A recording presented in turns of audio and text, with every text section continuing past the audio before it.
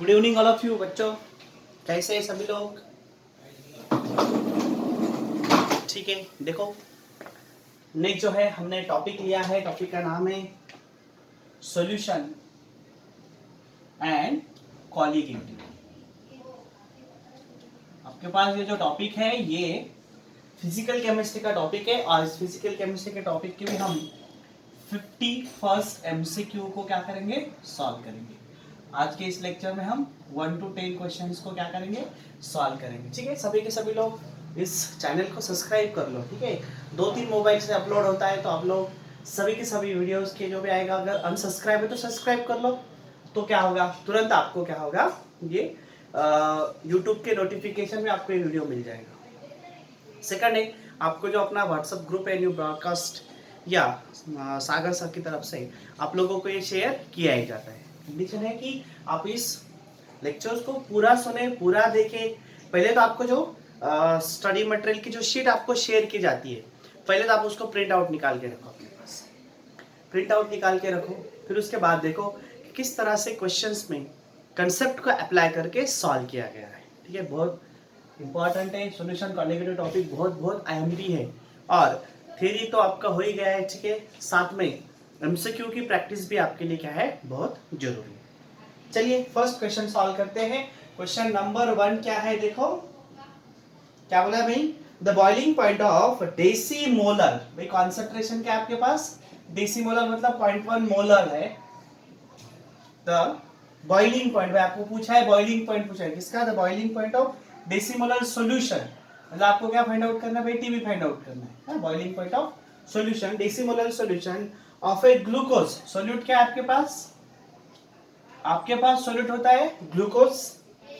Glucose would be, भाई calculate करना है आपको। ठीक है, और उन्होंने आपको जो वैल्यू गिवन है वो वैल्यू क्या है आपके पास, केबी। केबी की वैल्यू क्या है भाई, केबी की वैल्यू है 0.52 केल्विन किलोग्राम पर मोल, है ना।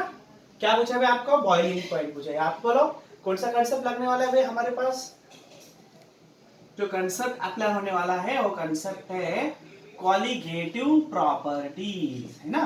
हमारे सिलेबस में 4 कॉलीगेटिव प्रॉपर्टी है ना। कॉलीगेटिव प्रॉपर्टी हम किसे बोलते हैं, those property which are depends on number of solute particles. किस पे डिपेंड करते हैं भाई, नंबर ऑफ सोल्यूट पार्टिकल्स के ऊपर डिपेंड करता है ना कि nature of the solute particle. Nature पे कोई लेना देना नहीं है, लेना देना किससे भाई, नंबर्स, है ना। कितने कॉलीगेटिव प्रॉपर्टी भाई, 4 कॉलीगेटिव प्रॉपर्टी है। पहली क्या होती है बोलो, relative lowering of vapour pressure, है ना, P not is equal to क्या होता है, I into x2। Second colligative property क्या है हमारे पास, delta T B is equal to क्या है बोलो, आई के बी इंटू मोलैरिटी। इसको हम बोलते हैं that is elevation in boiling point. Third colligative property हमारे पास क्या है, delta TF differential in freezing point is equal to क्या होता है, I into K F into molarity.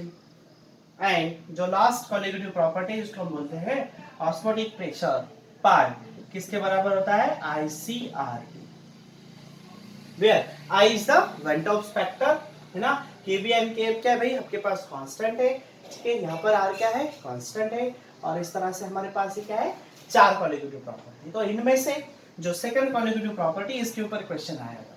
हमें पता है डेल्टा टीबी क्या होता है, delta TB just the difference between boiling point of solution that of boiling point of the solvent. मतलब क्या होगा, delta TB is equal to क्या होगा, that is TB minus T not B. तो भाई अगर आपके ऑप्शन देखा जाए तो डिग्री सेल्सियस में टीबी क्या होता है भाई, boiling point of solution. T not B क्या होता है, जस्ट बोलो boiling point of pure solvent. और आपको पूछा है सॉल्यूशन के लिए, तो इज इक्वल टू क्या होगा, देखो यहाँ सॉल्व करते हैं, that is TB minus T not B is equal to क्या होता है, इज इक्वल टू होता है आई के बी एम। तो मैं आपको ग्लूकोज के लिए आई की वैल्यू क्या है, glucose is a non electrolyte, तो आई की वैल्यू क्या हो जाएगी 1। केबी की वैल्यू आपको गिवन है 0.52। कंसंट्रेशन भी आपको क्या है भाई गिवन है। तो जस्ट आपको क्या फाइंड करना है, वैल्यूज इसमें टीबी की वैल्यू क्या करनी है, फाइंड आउट करनी है। ठीक है, सो टीबी आपको फाइंड आउट करना है माइनस यहाँ पे क्या होगा डिग्री सेल्सियस में, वाटर का बॉइलिंग पॉइंट 100 डिग्री सेल्सियस होता है, आई की वैल्यू 1 है, केबी की वैल्यू क्या है आपके पास 0.52 और कॉन्सेंट्रेशन है आपका 0.1 है ना। अगर आप इसको इस तरह से ट्रांसफर करोगे तो आपको TB इज इक्वल टू क्या मिल जाएगा बोलो 100 0 यहाँ पर आएगा 052 डिग्री सेल्सियस। टेम्परेचर पूछा है आपको, तो भाई यूनिट क्या होगा डिग्री सेल्सियस होगा। तो यहाँ से अगर देखा जाए तो आपका जो ऑप्शन डी है, ऑप्शन डी फर्स्ट क्वेश्चन के लिए क्या होगा मैच हो जाएगा। क्लियर? तो आपको इस टाइप के भाई क्वेश्चन सॉल्व करना है, तो इतना नॉलेज आपके पास होना बहुत जरूरी है। क्लियर? चलो नेक्स्ट क्वेश्चन सॉल्व करते हैं। हमारे पास क्वेश्चन नंबर 2 है, चलो इसको रफ कर लेते हैं।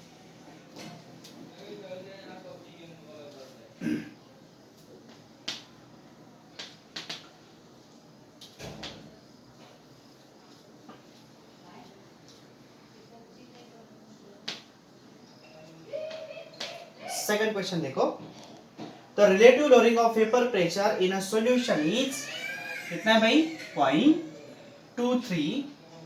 आपको पूछा है the mole fraction of solvent in the solution is, आपको पूछा भाई मोल फ्रैक्शन ऑफ सॉल्वेंट के लिए पूछा है ए, ठीक है। आपको क्या गिवन है भाई relative lowering of mole fraction कितना है भाई xp, ठीक है। तो यहाँ पे जस्ट आपके पास जो क्वेश्चन आया है वो किसके ऊपर है भाई second colligative property, sorry first colligative property.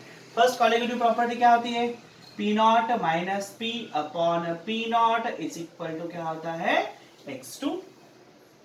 इसके लिए बोलते हैं भाई I x2। जब भी आपको I गिवन नहीं होता तब I की वैल्यू आपको क्या लेनी है 1, या सॉल्ट का नाम नहीं दिया है तभी भी आपको I की वैल्यू क्या लेनी है 1 लेनी है। तो इसी को हम क्या लिखते हैं, कैसे लिखते हैं भाई delta P is equal to क्या है P not is equal to क्या होता है I की वैल्यू 1 है, तो यहाँ पे हो जाएगा x2। तो ये जो टर्म है इस टर्म को हम बोलते हैं relative lowering of vapour pressure, और इस टर्म की वैल्यू आप लोगों के लिए गिवन है ना। इस टर्म की वैल्यू क्या है delta P upon P not, इस टर्म की वैल्यू क्या है भाई, इस टर्म की वैल्यू है 0.23 हमारे पास। और भी एक फॉर्मूला चलता है कौन सा वाला, that is XA plus XB is equal to क्या होता है 1, मतलब sum of the mole fractions है ना। मोल फ्रैक्शन का सम हमेशा क्या होता है इक्वल टू 1 होता है। तो भाई हमें ये वैल्यू किसके लिए होता है, ये हमारे सोल्यूट के लिए होता है, और हमें पूछा है सॉल्वेंट के लिए, तो मतलब है ना अगर यहाँ पे 1 2 होगा तो हम यहाँ पर लेंगे भाई x1, यहाँ पे हम लेंगे x2। तो x2 आपके लिए गिवन है ना, इसको मैंने x भी बोला था, चलो अब 2 मान लेते हैं, ठीक है। इसको हम x मान लेंगे, तो x2 की वैल्यू क्या है आपके पास 0.23, तो हमारे पास है x1 plus 0.23 is equal to क्या होगा 1। भाई आपके पास x1 की वैल्यू हो जाएगी, x1 की वैल्यू क्या होगी बोलो, that is x1 is equal to होगा 0.77। देखो भाई कौन सा ऑप्शन में 0.77 करेक्ट है, ठीक है। तो आपके पास ऑप्शन सी जो है इसके लिए क्या हो जाएगा करेक्ट आंसर 0.77। क्लियर? चलो नेक्स्ट क्वेश्चन सॉल्व करते हैं। क्वेश्चन नंबर 3 थ्योरेटिकल क्वेश्चन है, आपको पूछा है इनकरेक्ट स्टेटमेंट। क्वेश्चन 3 में आपको क्या पूछा है भाई इनकरेक्ट स्टेटमेंट को आपको आइडेंटिफाई करना है। देखो पहला है normality of semi molar aqueous solution of sulphuric acid is 1, है ना। भाई अगर हम नॉर्मेलिटी की बात करें किसके लिए H2SO4 के लिए, है ना। तो H2SO4 के लिए क्या होता है भाई एन फैक्टर क्या होता है 2 होता है। क्यों होता है 2, क्योंकि जब भी H2SO4 आपका डिसोसिएट होता है तो ये क्या करता है it gives twice H plus, है ना, ट्वाइस H प्लस है। तो हमारे पास फॉर्मूला क्या चलता है भाई नॉर्मेलिटी इज इक्वल टू होता है that is n into molar. हमारे पास गिवन क्या है भाई, क्या बोला है normality of a semi molar, semi मतलब हाफ, मतलब n फैक्टर क्या है भाई 2 एंड कंसंट्रेशन कितना है भाई 2, मतलब क्या होगी सेमी मोलर सॉल्यूशन क्या होगी इक्वल्स टू 1, 2 से 2 कट जाएगा भाई, तो आंसर क्या आएगा 1। इसका मतलब पहला स्टेटमेंट क्या होगा आपके पास करेक्ट स्टेटमेंट। बी स्टेटमेंट देखो भाई क्या बोला है molarity of a solution depends on temperature. भाई मोलैरिटी क्या होती है बोलो, मोलैरिटी होता है n upon volume in litre, ये किसके होते हैं सॉल्यूट, है ना। n क्या होता है, n क्या होता है भाई m होता है n solute upon volume in litre, number of moles of solute present in litre volume of the solution. तो यहाँ पे वॉल्यूम आ रहा है, वॉल्यूम आ रहा है, वॉल्यूम आ रहा है मतलब क्या है बोलो दैट इज हमें पता है v is direct proportional to t, according to Charles law. Temperature change होगा तो वॉल्यूम चेंज होगा, और अगर वॉल्यूम चेंज होगा तो कॉन्सेंट्रेशन चेंज होगा। इसका मतलब क्या है भाई, सॉरी यहाँ से मैंने मोलैरिटी बोला है क्या, सॉरी सॉरी, ठीक है बच्चों यहाँ से थोड़ा सा चेंज कर लो। ये मोलैरिटी की बात होती है ना, मोलैरिटी की। लेकिन अगर हम मोलैरिटी स्मॉल m की बात कर रहे हैं तो यहाँ पर होता है that is a mass in kilogram, इसके लिए होता है भाई सॉल्वेंट की, है ना। तो ऐसे केस में भाई आपके पास क्या है बोलो, कोई वॉल्यूम टर्म नहीं है ना, ये मोल से, ये क्या है भाई मास है, ये भी क्या है आपके पास मोलार कंसंट्रेशन है। इसका मतलब क्या है, यहाँ पे कोई वॉल्यूम टर्म नहीं आ रही है, थोड़ा सा चेंज हो गई है ना, यहाँ कोई वॉल्यूम टर्म नहीं आ रही है। और जिस जिस कॉन्सेंट्रेशन में वॉल्यूम आता है वही आपका क्या होता है, टेम्परेचर डिपेंडेंट होता है। यहाँ कोई वॉल्यूम टर्म नहीं आ रही है तो टेम्परेचर का भी इसके साथ कोई लेना देना नहीं होगा। तो भी मैं क्या बोला है, molarity of a solution depends on temperature, ये आपके पास क्या होगा, रॉन्ग स्टेटमेंट। डिपेंड क्या होता है भाई, मोलैरिटी, जहां वॉल्यूम आ रहा है, नॉर्मैलिटी एंड मोलैरिटी में वॉल्यूम आता है, और वही वॉल्यूम वाली टर्म जो है, ठीक है, वॉल्यूम वाली टर्म जो है जहां पे कंसंट्रेशन की यहाँ पे बात होती है भाई, तो ये आपको ध्यान में रखना है कि भाई आपका जो मोलर कंसंट्रेशन होगा, नॉर्मल कंसंट्रेशन होगा, वो वॉल्यूम डिपेंडेंट मतलब टेम्परेचर डिपेंडेंट है। लेकिन मोल फ्रैक्शन, मास परसेंट या मोलैरिटी, ये सारे के सारे टेम्परेचर इंडिपेंडेंट होते हैं, ठीक है। तो यहाँ पे डिपेंडेंट बोला है वो क्या होगा, रॉन्ग। इसी में क्या बोला है, molarity of solution depends on temperature, अभी एक्सप्रेशन होगा correct. Molarity of solution relates to the mass of a solvent and moles of the solvent, ये भी क्या है हमारे पास करेक्ट स्टेटमेंट, मतलब बी भी करेक्ट होगा, सी भी करेक्ट होगा। हमें पूछा था इनकरेक्ट स्टेटमेंट, तो क्वेश्चन नंबर 3 के लिए बी ऑप्शन हमारे पास क्या होगा, करेक्ट वैल्यू। क्लियर, चलो नेक्स्ट लेते हैं भाई क्वेश्चन नंबर 4।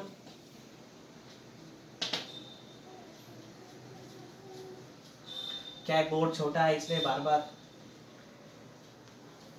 रफ करना पड़ता है। चलो देखो क्वेश्चन नंबर 4 क्या बोल रहा है। क्वेश्चन नंबर 4 के अंदर बोला है Rawls law gives the correct molecular mass in case of, Rawls law के ऊपर क्वेश्चन है। रॉल्स लॉ क्या होता है बोलो, P is equal to P not into x. अगर मैं पी ए बोलूं तो पी नॉट ए और एक्स है, ये मेरे पास क्या है, expression for Rawls law. Partial vapour pressure किसके बराबर होता है, that is product of the vapour pressure of pure solvent and mole fraction of that component in solution, ठीक है। दोनों के दोनों कंपोनेंट वोलेटाइल होंगे, और पार्शियल प्रेशर कब बढ़ेगा, जब बोलो, जब उसका मोल फ्रैक्शन बढ़ता है। और पी नॉट ये हमारे पास क्या होता है भाई, that is a proportionality constant जो होता है vapour pressure of pure component. क्या बोला है भाई, किसके लिए बोला है भाई, करेक्ट स्टेटमेंट आपको पूछा है, correct molecular mass in case of Rawls law. बोलो किस कौन से केस में मिलता है भाई, पहले बोला है इलेक्ट्रोलाइट इन एक्वियस सॉल्यूशन, ऑप्शन बी में बोला है non volatile solute in a concentrated solution, बोला है a non-volatile solute in a very dilute solution, and D में बोला है all of the above। तो हमें अगर करेक्ट मॉलिक्यूलर मास अगर चाहिए इस केस में, है ना, क्योंकि यहाँ पर तो ज्यादा से ज्यादा क्या है भाई, प्रेशर वाली टर्म और मोल फ्रैक्शन वाली टर्म आती है, तो मोर एंड मोर करेक्ट अगर आपको मॉलिक्यूलर मास चाहिए तो सबसे पहले तो हम क्या लेंगे भाई, that is a dilute solution लेंगे। पहला तो हमारे पास क्या चाहिए भाई, dilute solution. And dilute solution के साथ साथ एक कंपोनेंट को आपको क्या करना पड़ेगा भाई, नॉन वोलेटाइल, है ना। एक कंपोनेंट आपको क्या करना पड़ेगा, नॉन वोलेटाइल। और रॉल्स लॉ का दूसरा एप्लीकेशन होता है जो जिसे हम क्या बोलते हैं भाई, relative lowering of vapour pressure. जो हमारे पास प्रॉपर्टी जो बनी है, this is just application of Rawls law, special case है। जब रॉल्स लॉ में क्या होता है, कंडीशन क्या होता है, रॉल्स में दोनों कंपोनेंट वोलेटाइल चाहिए। एक को हमने क्या लिया भाई, नॉन वोलेटाइल ले लिया, है ना, और एक बाकी क्या होगा सब नॉर्मल। तो डाइल्यूट सॉल्यूशन बना, डाइल्यूट सॉल्यूशन में जो प्रेशर में चेंज होता है वो क्या होता है भाई, थोड़ा वेपर प्रेशर में चेंज होता है, और उस वक्त हमारे जो रीडिंग्स है, आंसर्स है, या जो भी चीज हमें फाइंड आउट करनी है वो करेक्ट है, ठीक है। तो इस तरह से हमें चाहिए that is a dilute solution along with क्या चाहिए भाई, इस तरह के इलेक्ट्रोलाइट चाहिए, ठीक है। तो सिंपल थ्योरेटिकल क्वेश्चन था। चलो नेक्स्ट देखते हैं हम क्वेश्चन नंबर 5। क्वेश्चन नंबर 5 में क्या बोला है भाई, तो vapour pressure of liquid depends on, भाई सिंपल है, हमारे पास वेपर प्रेशर क्या होगा। सबसे पहले तो समझो वेपर प्रेशर क्या होता है, ये हमने भी कर ले लिया। है ना। इस बीकर के अंदर हमने क्या डाल दिया भाई, कोई भी एक सॉल्वेंट डाल दिया जो कि वोलेटाइल है, और इसको यहाँ से क्या करा, कवर करके। क्या होगा बच्चों, यहाँ पर कवर करने के बाद क्या होगा बोलो, इसकी वेपर सरफेस से उड़ेगा ना। सरफेस से उड़ने के बाद ये क्या करेगा, यहाँ पर प्रेशर अप्लाई करेगा, और इसी प्रेशर को हम क्या बोलते हैं, वेपर प्रेशर। क्लियर है। चलो तो क्या बोला है भाई, किस पे डिपेंड करता है, वॉल्यूम पे। ऑप्शन देखो क्या क्या है। सेकंड क्या बोला है भाई, अमाउंट पे ना, अमाउंट पे।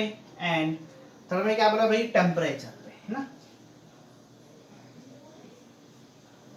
क्लियर है। तो आप कितना वॉल्यूम ले रहे हो भाई, इस पे भी कोई डिपेंड नहीं कर रहा है, आप कितना अमाउंट ले रहे हो उस पे भी डिपेंड नहीं करता, तो किस पे डिपेंड करता है, टेम्परेचर के ऊपर।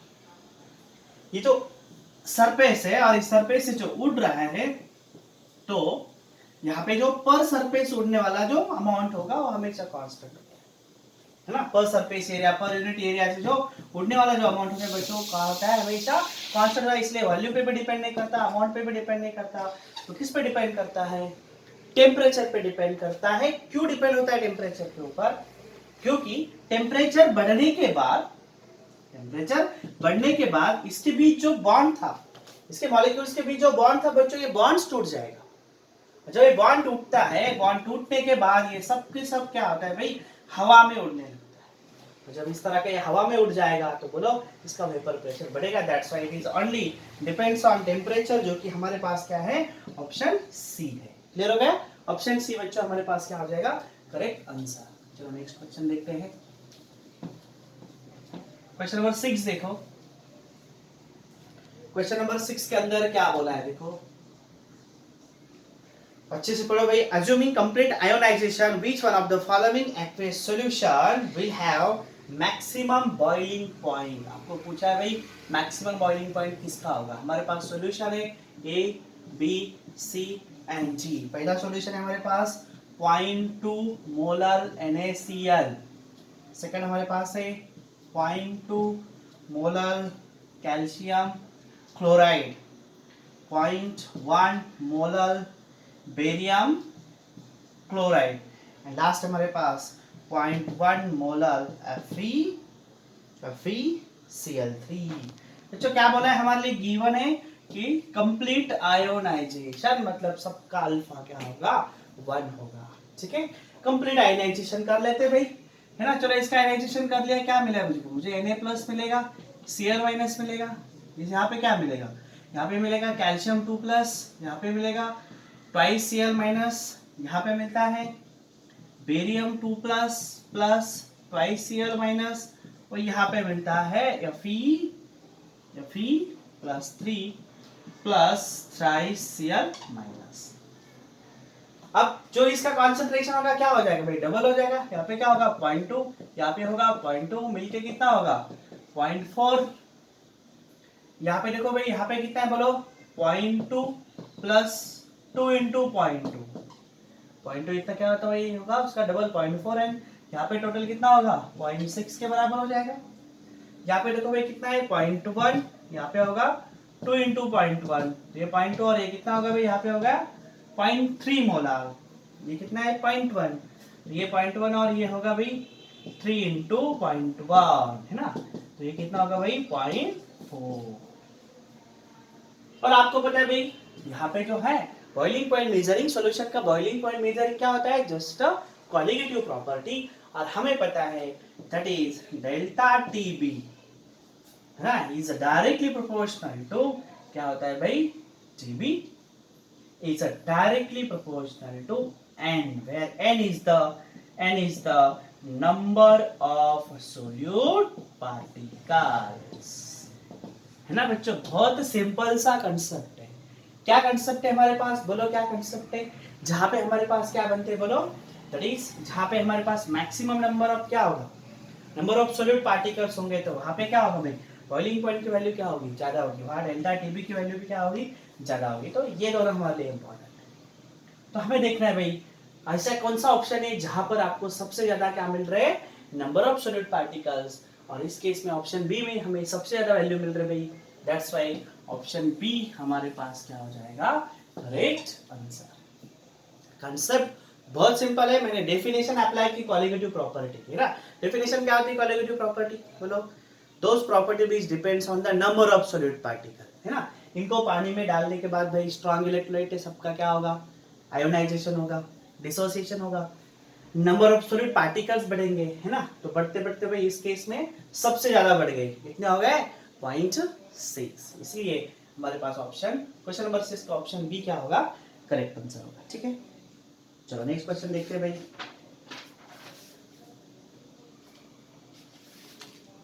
रफ कर लेता है इसे मैं। नेक्स्ट देखो क्वेश्चन नंबर 7 के अंदर क्या बोला है बच्चों। आप लोग पहले इस शीट की पीडीएफ आपको मैं शेयर कर दूंगा, पहले उसकी प्रिंट निकाल के रखो या दूसरे मोबाइल में क्वेश्चन देखो ना, क्योंकि आपको भी आप उसी में क्वेश्चन है और उसी में आपका क्या है सॉल्यूशन, तो या फिर पॉज करके पहले क्वेश्चन पढ़ो बाद में उसका सॉल्यूशन देखो। अगर एक ही मोबाइल है तो, दो मोबाइल है तो एक में क्वेश्चन देखो, एक में क्या होगा भाई सॉल्यूशन देखो, ठीक है। या फिर अगर उसकी आप प्रिंट निकाल के रखोगे तभी आपको पढ़ने के लिए और बढ़िया होगा, ठीक है। चलो क्वेश्चन नंबर 7 की तरफ चलते भाई।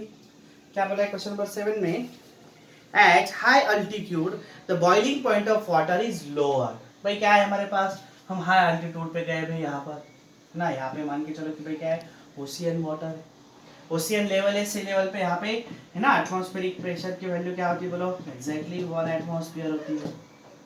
अब जैसे जैसे आप ऊपर की तरफ जाओगे क्या होगा बोलो, क्या होगा बोलो, यहाँ पे जैसे ऊपर जाओगे तो एयर का प्रेशर क्या होता है भाई, कम होता है।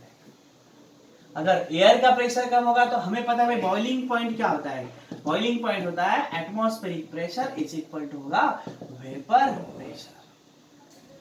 बॉइलिंग पॉइंट टेम्परेचर क्या होता है, the temperature at which atmospheric pressure is equals to vapour pressure, है ना। देखो आपको कुकर की आवाज सुनाई दे रही है, ये भी एक टाइप का क्या है भाई, वेपर प्रेशर ही है। So atmospheric pressure is equal to क्या होगा, वेपर प्रेशर। तो क्या होगा, ये नॉर्मल लेवल पे क्या होगा भाई, एटमॉस्फेरिक प्रेशर एग्जैक्टली 1 एटमॉस्फेयर होता है। लेकिन आप ऊपर की तरफ जाओगे तो एयर का प्रेशर कम हो जाएगा। तो अगर एयर का प्रेशर अगर क्या होगा भाई, क्या होगा, कम होगा, तो वेपर प्रेशर भी आपका क्या हो जाएगा, डिक्रीज हो जाएगा। अगर आपका वेपर प्रेशर क्या होता है, डिक्रीज होता है ना भाई, तो बॉइलिंग पॉइंट भी क्या होता है भाई, डिक्रीज हो जाएगा। दैट्स व्हाई हमारे पास ऑप्शन बी जो है इसके लिए क्या होगा, मैच होगा, दैट इज एटमॉस्फेरिक प्रेशर वहां पे क्या होता है, लो होता है। एटमॉस्फेरिक प्रेशर लो होगा तो वेपर प्रेशर भी लो होगा, तो बॉइलिंग पॉइंट भी क्या हो जाएगा भाई आपका, दैट इज लोअर हो जाएगा, डिक्रीज हो जाएगा, ठीक है। चलो क्वेश्चन नंबर 8 देखते हैं क्या बोला है। Which of the following solution, aqueous solution, will have the lowest freezing point? बच्चों फिर आ गया delta TF is directly proportional to again क्या होगा, n। n क्या होता है बोलो, नंबर ऑफ सॉलिड पार्टिकल, या हमें पता है भाई डेल्टा TF किसके बराबर होता है, that is T0 F minus TF। पहले सॉल्वेंट आता है बाद में आता है, इसलिए मैं यहाँ पे बोलूंगा भाई it's direct proportional to minus TF is direct proportional to n। Same वही कंसेप्ट लगने वाला है जो हमारे लास्ट क्वेश्चन में लगा था ना, वहां क्या था भाई, boiling point of solution is direct proportional to number of solid particle and decreasing, ये क्या है भाई, depression in freezing point colligative property. अगर मेरे पास depression in freezing point colligative property है तो क्या होगा भाई, यहाँ पर भी क्या आएगा, इनवर्स रिलेशन आएगा कि नहीं। अगर आपके पास क्या होंगे बोलो, अगर आपके पास क्या होगा, नंबर ऑफ सॉलिड पार्टिकल्स अगर बढ़ते हैं, नंबर ऑफ सॉलिड पार्टिकल्स अगर आपके पास क्या है भाई बढ़ते हैं, तो क्या होगा, इनवर्सली प्रोपोर्शनल होगा फ्रीजिंग पॉइंट ऑफ सॉल्यूशन। मतलब ये अगर बढ़ेंगे तो फ्रीजिंग पॉइंट क्या होगा, डिक्रीज होगा। ये माइनस साइन से आपको पता चल रहा है, ठीक है। ऑप्शन देखो भाई क्या बोला है, पहला है 0.1 मोलर, मोलर ही है भाई, यूरिया है ना। सेकंड है 0.2 मोलर, क्या है भाई, सुक्रोज है। सी में क्या है 0.1 मोलर, मोलर आपके पास क्या है भाई, NaCl। एंड ऑप्शन डी के अंदर दिया है 0.15, क्या हमारे पास 0.15 मोलर BaCl2। डिसोसिएट करो भाई, इसका I1 है तो इसका फाइनली क्या होगा, 0.1 ही होगा। ये भी I1 है, 0.2 होगा। इसका I क्या भाई 2, तो 0.1 इंटू 2 क्या होगा, तो यहाँ पे फाइनल हो जाएगा 0.2, ये 2 और ये 3, तो यहाँ पे क्या होगा बोलो भाई 0.45। कैसे लिया मैंने, Ba2 प्लस होगा प्लस ट्वाइस Cl माइनस होगा, है ना, तो इसके कितना है 0.15, ये क्या होगा भाई 2 इंटू 0.15, तो मिलके क्या होगा बोलो 0.45। तो बच्चों यहाँ पर सबसे ज्यादा क्या है, number of solid particle, number of solid particle जहां पे सबसे ज्यादा होंगे उसका फ्रीजिंग पॉइंट क्या होगा, सबसे कम होगा। तो इसका मतलब मेरे पास जो ऑप्शन आने वाला है भाई, वो ऑप्शन कौन सा करेक्ट होगा बोलो, कौन सा ऑप्शन करेक्ट होगा, मेरे पास ये जो डी ऑप्शन है, ये डी ऑप्शन मेरे पास क्या हो जाएगा, करेक्ट हो जाएगा। उन्होंने पूछा था कि किस सॉल्यूशन का फ्रीजिंग पॉइंट सबसे ज्यादा लोअर किया रहेगा, मतलब सबसे कम होगा, अच्छे से समझो, है ना, क्वेश्चन को अच्छे से समझो, सबसे ज्यादा लोअर होगा मतलब सबसे कम होगा, तो जो कब से कम होगा वो क्या होगा 0.45, ऑप्शन डी आपके पास क्या होगा करेक्ट आंसर। ठीक है बच्चों, चलो क्वेश्चन नंबर 8 हो गया। चलिए क्वेश्चन नंबर नेक्स्ट सॉल्व करते हैं, क्वेश्चन नंबर 9 देखो सभी लोग।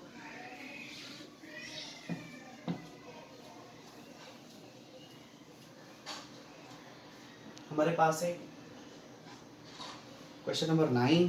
क्वेश्चन नंबर 9 में क्या बोला है, क्या बोला है भाई, इफ, क्या बोला है देखो, if pi one is osmotic pressure of solution containing, मेरे पास दो सॉल्यूशन है भाई पाई1 एंड पाई2। पाई1 किसे बोला भाई, पाई1 कौन सा सॉल्यूशन लिया उन्होंने, एसिटिक एसिड का, है ना, CH3COH, एंड पाई2 जो है ना, पाई2 उन्होंने किसका सॉल्यूशन है भाई, NaCl का। आपको दे रखा है भाई उसका अमाउंट, है ना, इसका अमाउंट कितना है यार 6 ग्राम, तो ध्यान में रखना भाई ये 6 ग्राम ऑफ एसिटिक एसिड लिया है ना, है ना, और इधर पे क्या लिया है 5.85 ग्राम ऑफ सोडियम क्लोराइड लिया है ना, और दोनों के लिए टेम्परेचर सेम रखा है, और उन्होंने पूछा है भाई, ऑप्शंस हमारे पास दिए हुए कि पाई1, ऑप्शन ए में क्या बोला है भाई, pi one is smaller than pi two, option B क्या होगा भाई, ऑप्शन बी होगा pi one is greater than pi two, option C में क्या है भाई, दोनों भी क्या है भाई pi one is equal to pi two, and option D में क्या बोला है twice pi one is equal to pi. Question को अच्छे से समझो। अब यहाँ पे जो कोलिगेटिव प्रॉपर्टी पूछी गई है वो कोलिगेटिव प्रॉपर्टी कौन सी है, दैट इज ऑस्मोटिक प्रेशर, और हमें पता है this pi is equal to होता है ICRT, मतलब this pi is directly proportional to क्या होगा भाई I into N upon V, मतलब C इज इक्वल टू क्या होता है भाई, C इज इक्वल टू क्या होता है, C इज इक्वल टू होता है N अपॉन V। तो हमारे पास किसका पाई ज्यादा होगा बच्चों, जहां पे I वेंटॉप्स फैक्टर की वैल्यू जहां ज्यादा होगी, और N क्या है नंबर ऑफ मोल्स, या number of moles is directly proportional to number of molecules, मतलब सॉल्यूट पार्टिकल्स। तो देखा जाए तो इसका एग्जैक्टली I किसके बराबर होगा भाई, इसका I एग्जैक्टली N के बराबर होगा। इस N का मतलब होता है नंबर ऑफ आयंस, क्यों, क्योंकि sodium chloride is a strong electrolyte, and sodium chloride अगर स्ट्रॉन्ग इलेक्ट्रोलाइट है तो इसके लिए अल्फा की वैल्यू क्या होती है 1 होती है ना, आयोनाइजेशन डिग्री ऑफ आयोनाइजेशन क्या होगा 1 होगा। लेकिन हमें पता है कि acetic acid is a weak electrolyte, है ना, वीक इलेक्ट्रोलाइट, तो बच्चों क्या करेगा ये, इसका डिसोसिएशन 100% नहीं होगा, मतलब ये क्या है भाई कंप्लीटली डिसोसिएटेड, है ना, ये कंप्लीटली डिसोसिएटेड होगा, लेकिन इसका जो होगा वो क्या होगा बच्चों, इसका होगा इनकम्प्लीट डिसोसिएशन या आयोनाइजेशन, मतलब इसका अल्फा हमेशा होता है लेस देन 1। मतलब मान के चलो अगर इनिशियली मैं इसके 100 पार्टिकल ले लूं तो यहां से सिर्फ 20 और 20 पार्टिकल बनेंगे, क्योंकि इसका 0.2 में क्या ले रहा हूं अल्फा की वैल्यू इमेजिनरी वैल्यू। लेकिन अगर मैं NaCl की बात कर लूं तो NaCl क्या होगा भाई, है ना, तो अगर मैं इसके 100 मॉलिक्यूल्स ले लूं, 100 सॉल्ट पार्टिकल्स ले लूं, तो ये भी 100 बनेंगे और ये भी 100 बनेंगे। मतलब इस कंसेप्ट के अकॉर्डिंग हमारे पास दोनों का भी नंबर ऑफ मोल्स हम सॉल्व कर लेते हैं। हमारे पास नंबर ऑफ मोल्स में कैसे फाइंड करूंगा बोलो, यहाँ पे 6 ग्राम मोलर मास क्या होता है 60 ग्राम, क्या होगा भाई 0.1 मोलर। यहाँ पर भी देखो भाई क्या है एन इज इक्वल टू क्या होगा बोलो भाई 5.85 मोलर मास क्या होता है 58.5। तो यहाँ पर भी क्या है भाई 0.1 मोल, इधर भी क्या है भाई 0.1 मोल। अगर कॉन्सेंट्रेशन सेम है ना, दोनों का कॉन्सेंट्रेशन सेम है, दोनों के नंबर ऑफ मोल्स अगर सेम है तो नंबर ऑफ मॉलिक्यूल्स भी सेम होगा, लेकिन जिसका कंप्लीट डिसोसिएशन होगा आयोनाइजेशन होगा उस केस में ज्यादा आ जाएंगे क्या नंबर ऑफ सोल्यूट पार्टिकल्स, और जहां पे नंबर ऑफ सोल्यूट पार्टिकल्स बच्चों क्या होंगे ज्यादा होंगे वहां पे क्या होगा बोलो, वहां पे क्या होगा that is maximum value of osmotic pressure. क्योंकि पाई किस पर डिपेंड करता है n पे, तो इसमें n ज्यादा होगा क्योंकि ये इनकम्प्लीट डिसोसिएट होगा, ये कंप्लीट डिसोसिएट होगा। तो अगर इसका कंप्लीट डिसोसिएशन हो रहा है बच्चों तो 101% हमारे पास सोडियम क्लोराइड का जो सॉल्यूशन होगा उसका ऑस्मोटिक प्रेशर हाई होगा। ऑप्शन ए मेरे पास क्या हो जाएगा करेक्ट आंसर। कंसेप्चुअली क्वेश्चन को बहुत बढ़िया ढंग से समझो बच्चों, बहुत आईएमपी इस तरह के क्वेश्चन बहुत बार पूछे जहाँ पे बहुत सिंपल सा कैलकुलेशन होता है, लेकिन कंसेप्चुअली आपको क्या होना पड़ता है परफेक्ट, ताकि आप इस तरह के क्वेश्चंस के आंसर लिख पाओ। ठीक है, चलो ये मेरे पास हो गया भाई 9 नंबर का क्वेश्चन। चलो आज के सेशन का लास्ट क्वेश्चन को क्या करते हैं डिस्कस करते हैं। ठीक है, चलो पहले रफ कर लेता हूँ।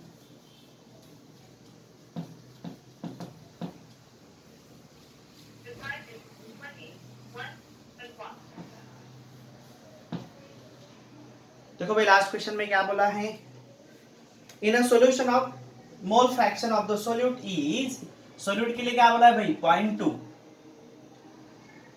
And lowering of vapour pressure, delta P की वैल्यू क्या गिवन है भाई, डेल्टा पी की वैल्यू गिवन है हमारे पास 10 mm। अच्छे से समझो क्वेश्चन को है ना। चलो क्या बोला है to get the lowering of vapour pressure of 20 mm, भाई यहां से उन्होंने क्या बोला है 20 mm।